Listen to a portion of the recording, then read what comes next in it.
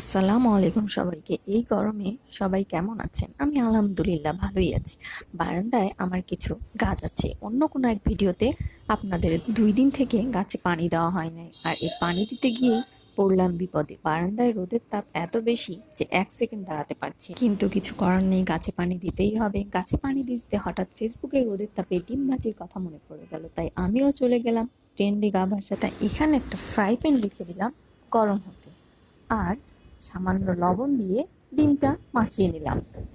1 ঘন্টা অপেক্ষা করার পর ফ্রাই প্যানে সামান্য তেল দিলাম। তেল দেওয়ার পর আমি আরও আধা ঘন্টা অপেক্ষা করলাম। এখন আমি লবণ দিয়ে মেখে রাখা ডিমটা দিয়ে দেব।